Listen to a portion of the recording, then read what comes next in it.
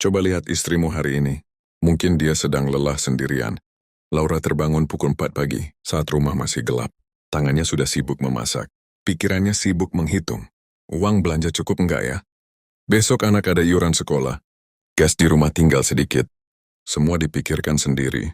Setelah memasak, ia membangunkan anak-anak sekolah, menyiapkan seragam, merapikan rambut anak perempuannya sambil menahan rasa kantuk. Belum selesai sampai di situ. Rumah harus dibersihkan. Pakaian harus dicuci. Piring menumpuk harus dibereskan. Kadang Laura bahkan lupa kapan terakhir kali ia benar-benar istirahat. Charles, suaminya, bekerja sampai malam. Laura tahu suaminya juga lelah mencari nafkah.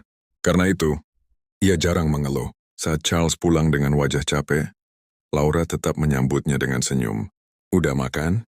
Capek ya hari ini? Padahal sebenarnya, Laura juga capek, tapi ia terbiasa memendam semuanya sendiri. Suatu hari anak mereka sakit demam tinggi.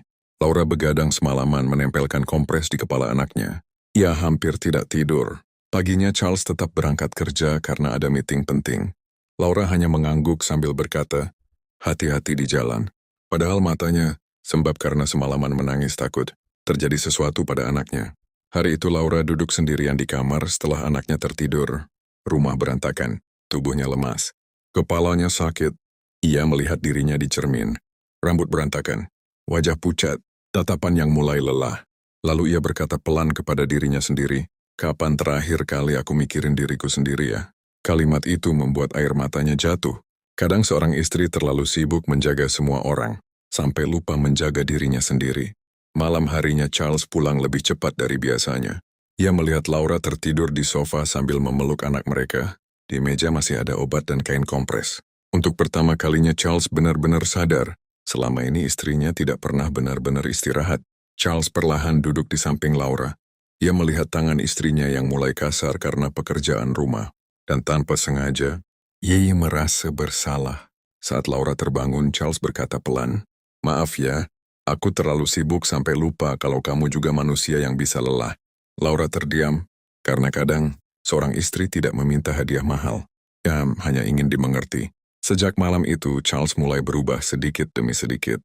Ia mulai membantu membereskan meja makan, mulai bermain dengan anak-anak agar Laura bisa istirahat, mulai mendengar cerita istrinya tanpa sibuk melihat ponsel. Dan rumah itu terasa lebih hangat dari sebelumnya. Laura akhirnya sadar, perempuan kuat bukan perempuan yang tidak pernah menangis, tapi perempuan yang tetap bertahan, meski sering merasa sendirian. Untuk semua para istri di luar sana, kalau hari ini kamu lelah itu wajar. Kalau hari ini kamu menangis diam-diam di dapur, itu manusiawi.